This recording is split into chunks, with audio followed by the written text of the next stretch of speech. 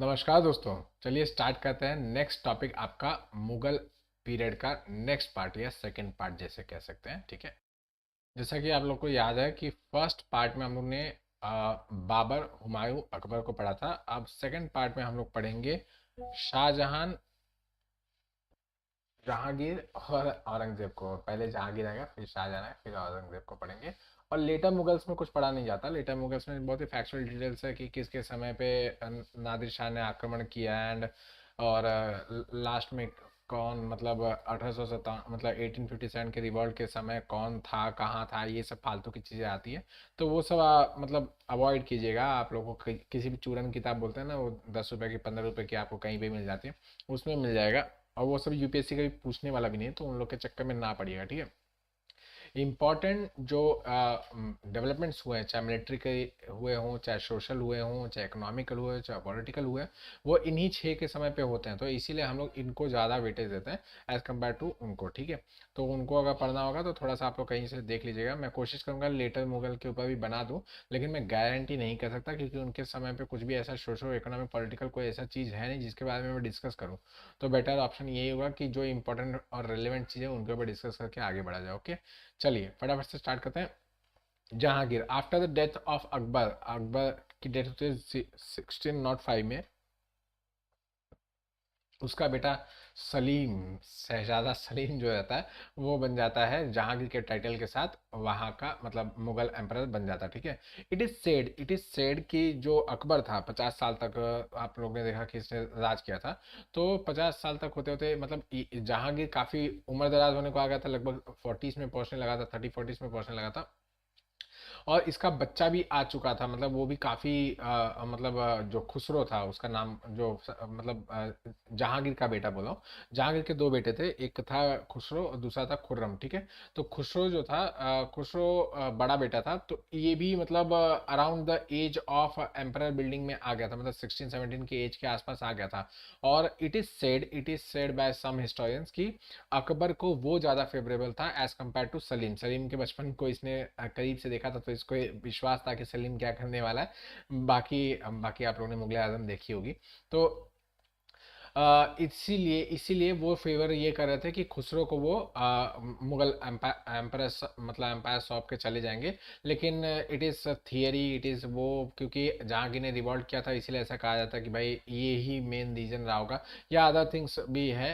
But it is more, मतलब ये और ज़्यादा पुख्ता तब हो जाता है जब खुसरो खुद रिवॉल्ट कर देता है। After his father comes to the power, जब ये खुद पावर पे आते हैं तो खुसरो रिवॉल्ट कर देता है on the against his own father Jahangir. और काफ़ी सेना वगैरह लेके जाते हैं और जहांगीर वैसे कूट के मार पीट के इनको भगा देता है। इनफैक्ट अंधा करा के मरवा भी डालता है, खुर्रम से ही, अपने भाई से ही मरवा देता है, मतलब इनके भाई से ही मरवा देता है। तो इट इज़, मतलब ये ऐसा चीज़ हो जाता है। खैर इसमें इनकी हेल्प करते हैं फिफ्थ सिख सिख गुरु, गुरु अर्जुन देव। ठीक है, गुरु अर्जुन देव ने इनकी मदद की थी, तो उनको वो इम्प्रिजन पहले करते हैं और फिर उसके बाद उनको बीहेड करवा देते हैं पूरे के पूरे, मतलब भरे समाज के सामने, पूरे रोड के बीचों बीच में। ठीक है, आप लोग दिल्ली में अगर जाएंगे तो वहाँ पे शीशगंज साहिब है। ठीक है, शीशगंज साहिब वो इन्हीं के वहाँ पे बनाया गया। ठीक है, नेक्स्ट, इन्हीं के दौरान, मतलब जहांगीर के समय पे ही ब्रिटिश लोग मछलीपट्टनम में आते हैं और कैप्टन हॉकिंस और सर थॉमस रो, ये दोनों इनके कोर्ट में भी जाते हैं, जिसमें से सर थॉमस रो को सफलता मिलती है फरमान हासिल करने में। फरमान इनको मिलता है कि आप एक इंग्लिश फैक्ट्री एस्टेब्लिश कर सकते हो सूरत में। ठीक है, फैक्ट्री मतलब ऐसे इन फैक्ट्री नहीं होता था, इट वॉज जस्ट ए, मतलब पैकिंग सेक्शन होता था, उसको लोग फैक्ट्री बोलते थे, तो इसीलिए हम लोग उसको फैक्ट्री यूज़ करते आ रहे हैं। ठीक है, ऐसा नहीं है कि बहुत बड़ा कोई फैक्ट्री निकाल दिया और वहाँ से धुआं हुआ निकल रहा है, ऐसा वैसा कुछ नहीं है। इट वॉज जस्ट एक छोटा सा बड़ा सा कैबिन होता था जहाँ पे कमोडिटीज गुड्स वगैरह आती थी, उनको पैक किया जाता था और एक्सपोर्ट किया जाता था। ठीक है, इसी तरीके से इंपोर्ट भी किया जाता था। ठीक है, नेक्स्ट, इस ये जहांगीर के ऊपर पूरी जो बताया मैंने कि अकबर जानता था, तो इसी हिसाब से नूरजहां का इसका पूरा का पूरा इफेक्ट था इसके ऊपर। नूरजहां जैसा कहती थी कि सलीम जी ये कर दीजिए तो वो वैसे ही कर देता था, सलीम जी वो कर दीजिए तो सलीम जी वो करने लगते थे। दैट इज़ वाई, मतलब ये कहा जाता है कि उसके पिता को पूरी तरीके से यकीन था कि कैसा निकलने वाला। दैट इज़ वाई इनके ऊपर ट्रस्ट ना करके वो खुसरो को बनाना चाहते थे। खैर उसमें नहीं जाएंगे। इसने जंजीर ए अदल बनाया था, मतलब लगवाया था अपने आगरा फोर्ट में, आगरा फोर्ट में रहता था, उसके बाहर इसने जंजीर अदल लगवाया था। वो एक बड़ी सी जंजीर थी जिसके ऊपर मतलब उसका जो ऊपर नॉट था वो एक घंटी पे लगा हुआ था। तो नीचे कोई भी व्यक्ति जिसको रॉयल जस्टिस चाहिए होता, जिसको जिसको लगता था कि उसके साथ अन्याय हुआ है, तो वो यहाँ पे आएगा और ये सोने की जंजीर होती थी, इसको खींचेगा तो ऊपर टन टन टन टन बजने लगेगा। तो रॉयल गार्ड्स लोग उसको लेके जाएंगे और फिर राजा मतलब ये जहांगीर उनको न्याय करके देगा, ठीक है। बाकी ऐसा कुछ खास नहीं है, ये इतना कुछ खास रीजन नहीं है। मकतब खान इसका एक मिलिट्री जनरल था, उसने भी इसके अगेंस्ट रिवॉल्ट किया था क्योंकि वो नूरजहां का बहुत ज़्यादा मतलब फेवर करता था, तो इसके लिए इसको मतलब अंदर से जलन होने लगी। अब पता नहीं क्यों जलन होने लगी, खैर। तुजुके जहांगीरी या इसके इसका पर्शियन में लिखा हुआ एक ऑटोबायोग्राफी है, ठीक है। आगे भी हम लोग देखेंगे, अभी बहुत सारी चीज़ें बाकी है, ठीक है। फटाफट से फिनिश करते हैं। इसके समय पे मलिक अंबर इसका एक मतलब कंपटीटर बन के उभरा अहमदनगर के एनेक्सेशन के दौरान, अहमदनगर के एक्सपेडिशन के दौरान मलिक अंबर ने इसको बहुत ही टफ फाइट दिया, ठीक है। और मतलब इनफैक्ट इसके बाद जब आते हैं शाहजहां औरंगजेब, तभी जाके अहमदनगर का पूरी तरीके से कंप्लीट कैप्चर हो पाता, ठीक है। इसने मनसबदारी सिस्टम के अंदर दो आसपास सी आसपास सिस्टम लगाया था। मतलब एक जो पहले ये था कि भाई दो घोड़े आपको रखने हैं, तो अब ये होगा कि दो घोड़े भी कुछ कुछ लोग रखेंगे, कुछ लोग तीन घोड़े रखेंगे, ठीक है। तो ये दो आसपास सी आसपास, अस्पा मतलब घोड़ा होता है, मतलब अश्व बोलते हैं ना संस्कृत में, तो पर्शियन में अस्पा बोलते हैं, ठीक है। तो ऐसा कहा गया कि मतलब दो आसपास सी आसपास जो है सिस्टम इसने इंट्रोड्यूस किया था। खैर, आर्ट एंड आर्किटेक्चर की बात करें तो इसके समय पेंटिंग बहुत आगे जाती है, लेकिन क्या बोलते हैं जो बिल्डिंग्स वगैरह है ये बहुत कम बनवाता है, ठीक है। खैर इतना भी कम नहीं बनवाता कि एकदम से खत्म है, मतलब थोड़ा बहुत बनाता है लेकिन बहुत ज़्यादा एक्सटेंसिव नहीं बनाता जैसा शाहजहां बनवाता, ठीक है। तो खैर इसके समय पे फ्लोरल डिजाइन्स बनाए जाते थे प्रीशियस स्टोन से, जिसको पित्रा दुरा टेक्निक कहा जाता है, ठीक है। पित्रा दुरा टेक्निक सबसे पहले नूरजहां अपने पिता के इत्मातुद्दौला करके उनका पिताजी का नाम रहता है, उनका जो मकबरा बनवाती है, तो उसके अंदर पितरादुरा का बहुत अच्छा उपयोग करवाती है। तो ये उसके बाद से फिर फेमस हो जाता है, ठीक। इसने लाहौर में मोती मस्जिद बनवाई थी, शालीमार बाग, निशाद गार्डन, ये सब आपका कश्मीर में इसी ने बनवाया था, ठीक है। इसी के समय पेंटिंग्स के अंदर किंग के हेड के पीछे हेलो या डिवाइन लाइट जिसको कहा जाता है, वो बनाना का प्रचलन शुरू होता है। मतलब आप लोग ने देखा होगा, जैसे आप लोग मुझे देख रहे होंगे तो मेरे सिर के पीछे आप लोगों को मस्त लाइट दिख रही होगी। बहुत ही ज्ञानी लोग होते हैं, उनके पीछे ऐसी लाइट होती है, ठीक है। मेरे फेस पे भी मेरे फेस पे भी लाइट लग रही है। तो खैर ऐसा होलो डिवाइन डिवाइन लाइट का जो कॉन्सेप्ट है वो इसी के समय पे पेंटिंग्स वगैरह में आता है। थोड़ा बहुत हंसी मजाक करते रहना चाहिए, नहीं तो फिर पूरा लेक्चर बोरियत हो जाएगा, ओके। शाहजहां नेक्स्ट आता है, 1628 में ये असेंड करता है थ्रोन के ऊपर। और इसके असेंड करते 3 साल के बाद इसकी बीवी की मतलब खुशी के मारे मौत हो जाती है कि ये राजा बन गया। तो खैर मुमताज महल की डेथ हो जाती है, तो उनके किसी के डेथ के लिए हंसना चाहिए, हंसना नहीं चाहिए, आई एम सॉरी। 1631 में इसकी डेथ होती है और फिर वो ताजमहल वाली स्टोरी आप लोग जानते होंगे, ठीक है। इसके समय पे एक बड़ा इंसिडेंट ये होता है कि कांधार जो कि बाबर के समय से ही इंडिया का हिस्सा था, वो लॉस्ट हो जाता है, मतलब उसको सफाविद लोग कब्जा कर लेते हैं। ये वहाँ एक रीजन रहता है बल्ख रीजन, तो वहाँ पे सोचता है कि उज्बेकों को मार के भगा देगा, लेकिन वहाँ पे जाता है और खूब कुटम्मस करते हैं उन लोग, उज्बेक उज्बेक सब मिर्जा उर्जा मिल मिल के इसको धूप धूप धूप धूप बहुत मारते हैं और इससे कांधार भी छीन लेता है, ठीक है। तो बल्क तो मिलता भी नहीं है, कांधार भी जाता है हाथ से। खैर इसका डेक्कन की पॉलिसी जो होती है बहुत ही ज़्यादा सक्सेसफुल मानी जाती है। All credit goes to Aurangzeb, ठीक है। औरंगजेब ने ही इसके डेक्कन पॉलिसी का सारा दारोमदार संभालता था, इसके लिए उसने बहुत ही सक्सेसफुली इसको हैंडल भी किया था वो, ठीक है। खैर कांधार के लॉस्ट होने में भी औरंगजेब का ही हाथ था, ठीक है, वो भी एक स्टोरी है, खैर उसमें नहीं जाएंगे। यहाँ पे अहमदनगर को एनेक्स कर लेता है पूरी तरीके से। मैंने जैसे बताया था कि अहमदनगर को वहाँ पे टफ फाइट मिला था, लेकिन इस समय यहाँ पे एनेक्स कर लिया था। बीजापुर और गोलकोंडा को एनेक्स नहीं करता, ट्रीटी साइन करके छोड़ देता है, पैसे देते रहो अपना राजपाट चलाते रहो।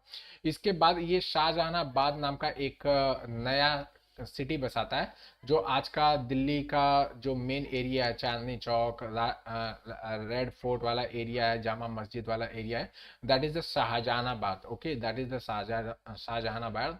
और रेड फोर्ट में वो पूरी की पूरी उसका मतलब वो खुद रहता था। जामा मस्जिद तो मस्जिद आप लोग जानते ही हैं। बाकी चांदनी चौक में लोकल्स के लिए रहने के लिए जगह बनाई थी, शाहजहानाबाद इसको नाम दिया था, ठीक है। इसके समय सैल्यूटेशन जो होता था, मतलब सैल्यूट करने का जो सिस्टम था वो था चार तस्लीम, वो कहते हैं ना, मतलब आदाब आदाब आदाब वो वाला। और एक होता है जमी बोझ, ठीक है, जमीन के ऊपर मतलब बैठ के आप क्या बोलते हैं, जमीन को, ग्राउंड को किस करते हो, ठीक है। नेक्स्ट, इसके जीते जीते ही इसके बच्चे लोग में लड़ाई के चार बच्चे होते हैं, ठीक है। आपका सबसे बड़ा दारा शिको, फिर इमरान, कामरान, हिंदाल और औरंगजेब, ऐसे करके होता है, ठीक है। तो इन सब के बीच में लड़ाई शुरू हो जाती है और फिर एक दूसरे को सब कूटम कुटी गोलीबारी कर करके, मतलब धर्मट, समूगढ़, खजवा, सॉरी ख्वाजा बोला, खजवा, फिर देवराई, और फाइनली ये क्या बोलते हैं, देवराई के युद्ध के बाद औरंगजेब दारा शिकोह को मार के गद्दी पे बैठ जाता है, ठीक है।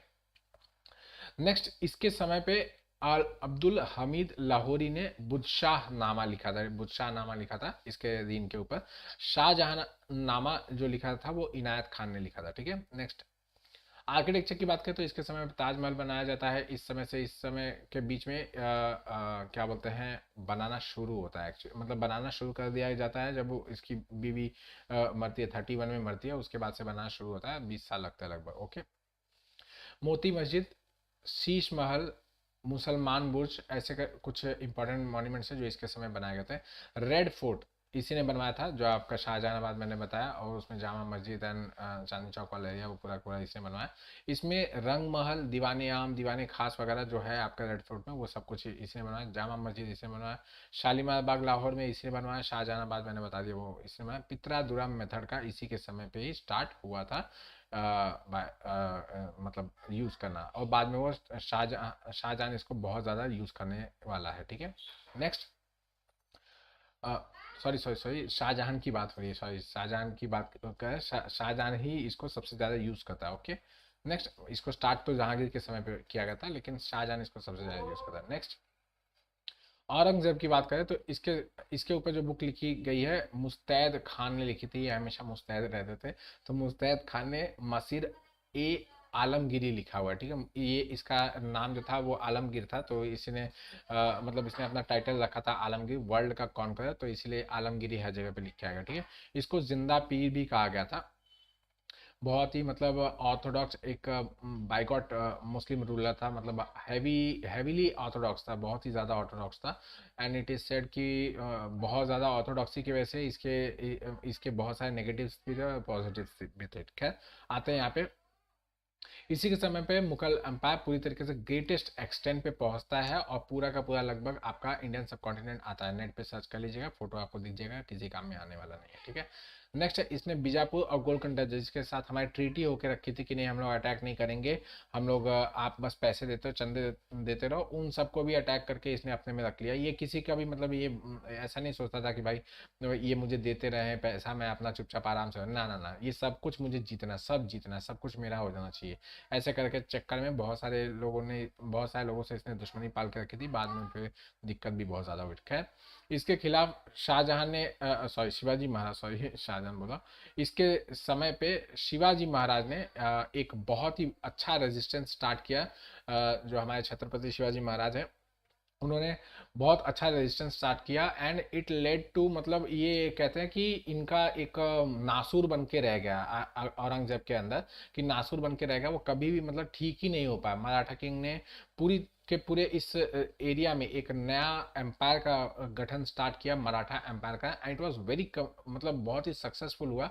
इनफैक्ट औरंगजेब को भी मतलब काफ़ी टफ रेजिस्टेंस का फेस करना पड़ा इस रीजन में। कितने सारे जनरल्स को यहाँ पे वो भेजता था, लेकिन सबकी कुटम्मस करके हमारे शिवाजी महाराज उनको भगा देते थे, मार डालते थे। ऐसे ऐसे शाइस्ता खां है, बहुत शाइस्ता खां बोला हूँ, वो अफजल खां है, और ऐसे बहुत सारे लोगों को उन्होंने मतलब अपने हाथों से मारा है। इतना मतलब ये बहुत ही डेरिंग बाज थे, बहुत ही ताकतवर भी थे, और मतलब इनकी पर्सनालिटी इतनी अच्छी थी कि, और बहुत ज़्यादा फुर्तीले, बहुत एक्सेप्शनल, मतलब बॉडी लैंग्वेज उनकी इतनी फुर्तीली थी, एक्सेप्शनल पावर होने की वजह से इनसे मतलब डायरेक्ट फाइट में, कॉम्बैट में जीतना बहुत मुश्किल होता था, ठीक है। खैर, उसमें नहीं जाएंगे, आते हैं यहाँ पे। मैंने हिस्ट्री कुछ ज़्यादा पढ़ लिया ना, इसकी वजह से दिमाग पे चढ़ जाती है कभी कभार। खैर, यहाँ पे इन्होंने डिपार्टमेंट ऑफ हिस्ट्री पूरी तरीके से बंद करवा दिया। क्यों? क्योंकि इस्लाम में ये वर्जित है कि भाई आप जो ये एक वंशावली बना रहे हो तो आप उनको एक तरीके से प्रेज कर रहे हो, तो प्रेज सिर्फ और सिर्फ अल्लाह की जा सकती है, किसी इंसान की प्रेज नहीं की जा सकती है। कोई इंसान महान नहीं हो सकता, अल्लाह ही महान है। इस तरीके say that is why history को आप इस डिपार्टमेंट को ही पूरी तरीके से इसने बंद कर दिया। खैर, इसने कुछ डिग्री जारी की जिसका नाम है जबाबित ए आलमगीरी। अगर मैं प्रोनाउंसिएशन में थोड़ा दिक्कत कर रहा हूँ तो आप लोग प्लीज़ उसको रेक्टिफाई कर लीजिएगा, क्योंकि ऐसे टर्म्स वगैरह थोड़े से मुश्किल हो जाता है ना। खैर, इसने इस डिग्री को लागू कराने के लिए इसमें कुछ ऐसे ऐसे इंपॉर्टेंट चीज़ थे, जैसे ड्रिंकिंग नहीं करना है, भांग की कल्टीवेशन नहीं की जाएगी, ऐसे बहुत सारी चीज़ें थी जो कि इसने इस डिग्री में लिखवाया कि आपको गरीबों का मदद करना चाहिए। अच्छी अच्छी चीज़ें जो कहा जाता है, रिलीजियस जो थिंग्स होती हैं वो सब इसने लिखवाया। जो सिविल मतलब कोई भी एक सिविलाइज्ड पर्सन जैसा लिखा था वो सारी की चीज़ें इसने लिखवाई थी। और उसको एनफोर्स करने के लिए मुहतसिब करके एक नए ऑफिशियल्स की अपॉइंटमेंट की थी। ठीक है, नेक्स्ट, ये तो अभी मैंने बता दिया कि prohibition and cultivation of bhang and other drinks वगैरह, ये सबको पूरी तरीके से, इंटॉक्सिकेंट्स को सब पूरी तरीके से इसने बैन करवा दिया था कि भाई ये सब मेरे यहाँ पे चलेंगे नहीं। खुद बहुत अच्छा वीणा प्लेयर होते हुए भी इसने म्यूजिक पूरी तरीके से कोर्ट में बंद करवा दिया। और जितने भी म्यूजिशियंस हैं उन लोगों को बोला मेरे सिर पे मत नाचो, भागो कहीं और जाके बाजा बजाओ। ठीक है, तो सारे के सारे वहां से चले जाएंगे, अलग अलग म्यूजिकल गाना वगैरह भारत में पैदा हो जाएगा। ठीक है, नेक्स्ट, इसने जो अकबर ने झरोका दर्शन का सिस्टम स्टार्ट किया था उसको इसने पूरी तरीके से डिसकंटिन्यू कर दिया, बंद कर दिया, अबॉलिश कर दिया। ठीक है, नेक्स्ट, इसके अलावा इसने दशहरा, नवरोज जैसे त्यौहार वगैरह जो कि प्रोमिनेंटली सारे के सारे मुगल किंग्स वगैरह मनाते थे, वो सब कुछ पूरी तरीके से बंद करवा दिया। इनफैक्ट इसने एस्ट्रोनॉमर्स, एस्ट्रोलॉजर्स वगैरह को भी अपने सर्विसेज से बंद कर दिया कि भाई तुम क्या बताओगे किसी का, ये सब भाग्य क्या बताओगे, हम मुझे भाग्य नहीं देखना है, मैं सिर्फ वर्तमान में रहूंगा, ऐसे करके इनको छुट्टी दे दी, चलो भागो यहाँ से। इसने बीबी का मकबरा बनवाया जो कि एक मतलब ताजमहल का रेप्लिका था, अपनी अपनी बीवी के लिए बनवाया था, उसने उसने कहा था, तो उसके कहने पे बनवाया था। मतलब अगर आप इसको देखोगे तो ऐसा लगेगा कि ताजमहल को खाना नहीं मिला है करीब 5-6 साल से, और वो इस तरीके से पतला होके ऐसा बीवी का मकबरा में गया था। बहुत ही मतलब देख के लगता है जैसे खाने को नहीं मिला हो इस तरीके से, मतलब। खैर, इसके अलावा इसने मोती मस्जिद बनवाया था जो कि आपके रेड फोर्ट के अंदर ही है। ठीक है, खैर, ये बीबी का मकबरा से एक और चीज़ बताता हूँ कि इसके समय पे इकोनॉमिक कंडीशन बहुत ही घटिया होती चली जाती है, क्योंकि कंटिन्यूसली वॉर वगैरह लड़ते लड़ते ना इसने सारे के सारे इकोनॉमी को खाली कर दिया था। जितना भी इसके पास ट्रेजरी था वो सब सब कुछ खाली कर दिया था। इसकी वजह से ऐसे ऐसे चिंदी चिंदी हरकतें करेगा ना, आगे एक मैं आपको बताऊंगा कि ऐसी हरकतें करेगा कि आपको लगेगा कि यार इतने मतलब मुगल एम्पर लोग के इतने घटिया काम कर रहा है। ठीक है, इसने जितने भी जब ये तख्त पे बैठा तो इसने पहले तो construction of the new Hindu temples को पूरी तरीके से बैन कर दिया कि नए हिंदू टेम्पल्स कोई भी बनाए नहीं जाएंगे। पुराने जो हिंदू टेम्पल्स हैं उनको रिपेयर किया जा सकता है, लेकिन उसके ऊपर भी बहुत सारे कानून लगाए कि भाई आपको ये करना पड़ेगा, यहाँ से आदेश लेना पड़ेगा, तब उसके बाद ये करना। सॉरी फॉर द डिस्टर्बेंस जो पीछे से अगर आ रही हो, आप लोगों को सुनाई दे रहा होगा तो I am really sorry for that. तो ये ऐसा किया उसने। इसके अलावा नेक्स्ट फेज में क्या करता है, हिंदू टेम्पल्स को डिस्ट्रॉय करना स्टार्ट करता है। ठीक है, फर्स्ट फेज में इसने पहले नए हिंदू टेम्पल्स को बनाना और रिपेयर करने में बहुत सारी पाबंदियां लगा दी। बनाना तो पूरी तरीके से वर्जित करा दिया, और रिपेयर कराने का जो काम था वो उसने कुछ हद तक चालू रखा, लेकिन उसके लिए बहुत सारे परमिशन वगैरह लेने पड़ते थे। लेकिन नेक्स्ट फेज में वो हिंदू टेम्पल्स को धड़ाधड़ गिराते चला जाता है। ठीक है, नेक्स्ट है, इसने जजिया को वापस से री इम्पोज कर दिया, और पिलग्रिमेज टैक्स, ये दोनों जो आपके अकबर ने अबॉलिश किए थे वो सब कुछ इसने री इम्पोज कर दिया। ठीक है, नेक्स्ट, ये किसी और मुस्लिम सेक्ट्स के तरफ भी बहुत ज़्यादा मतलब प्यार मोहब्बत का भाव नहीं रखता था। इसने मतलब ये सुन्नी था तो इसने शियाओं के जो प्रोमिनेंट त्यौहार होता है मुहर्रम, उसको पूरी तरीके से बैन कर दिया गया, ताकि मुहर्रम को आपको कहीं पे भी मतलब आप दिखेगा कि मार डाले जाओगे, ऐसे कुछ। ठीक है, और बाकी मतलब जो इंडियन मुस्लिम्स होते हैं उन लोग को भी इतना प्रेफर नहीं करता था कि हाँ इन लोग को बहुत अच्छा अच्छा मकतब दे दो, बहुत अच्छा अच्छा कोई डिपार्टमेंट वगैरह दे दो, ऐसा कुछ नहीं, एकदम मतलब निगलेक्टेड भाव रखता था। ठीक है, इसने नाइन्थ सिख गुरु गुरु तेग बहादुर जी को ये तेज बहादुर ने तेग बहादुर होना चाहिए, ठीक है, GH होना चाहिए, GH, ये गलत लिखा हुआ है, TEGH है, तेग बहादुर जी। उनको भी इसने एग्जीक्यूट करवा दिया था। ठीक है, छोटे मोटे फालतू रीजन की वजह से। खैर इसी की वजह से, इसके इस रिलीजियस पॉलिसीज की वजह से जाट जो कि मथुरा के आसपास के रीजन में थे, सतनामी जो कि मेवाड़ के आसपास के रीजन में थे, इतना इसके विरोध में आ गए कि हर जगह पे छोटे मोटे रिबेलियन होते रहते थे। मतलब ऐसा कहा जाता कि दिन भर सिर्फ यहाँ से वहाँ भागते रहता था, एक एक रिबेलियन। कभी एक एक जगह पे रिबेलियन को बुझाया, उसको खत्म किया, पता चला दूसरी जगह पे रिबेलियन स्टार्ट हो गया, ऐसे से साल भर से भागते भागते रहता था, इसी वजह से भागते भागते मर जाता। ठीक है। खैर इसने मनसबदारी सिस्टम में एक नया एडिशनल रैंक रखा, वो है मशरूत। ठीक है। इसका काम वगैरह बहुत ज़्यादा फेमस नहीं है, तो मुझे भी इतना कुछ बताना भी नहीं है वैसे भी। खैर इसने इसमें एक जो डिडक्शन डाला था वो बहुत इंपॉर्टेंट है, ये है खुराक ए दबाव। ठीक है। खुराक ए दबाव, ये क्या है कि मतलब जो आपने घोड़े पाले हुए हैं, मैंने बताया था ना कि आपके जो रैंक्स जितना होता था उसके बेसिस पे आपको सवार भी रखने होते थे। तो ये सवार जो हैं, ये कितने होंगे वो सब तो वो तो बात हो चुकी है। खैर इनका जो खाने पीने का है वो भी डिडक्शन इसने लगाया। मतलब इतनी चिंदी चोरी, मैंने आपको बताया था ना कि ऐसा काम करेगा कि लगेगा चिंदी चोरी। मतलब आप समझ रहे हो कि जिसको इसने रैंक दे दिया, फॉर एग्जांपल ए, इसने अपॉइंट कर दिया कि ए पर्सन जो है ये 20 घोड़े रखने वाला। ठीक है। इसको हम लोग 1 लाख रुपए देने वाला। ठीक है। 1 लाख रुपए देने वाला। ठीक है। इन सब के लिए इसका खुद का इसका खुद का सैलरी, और जितने लोग मतलब सोल्जर्स को रखने वाला है, और साथ में जो 20 घोड़े रखने वाला है उन सबका 1 लाख रुपए इसको दे दिया।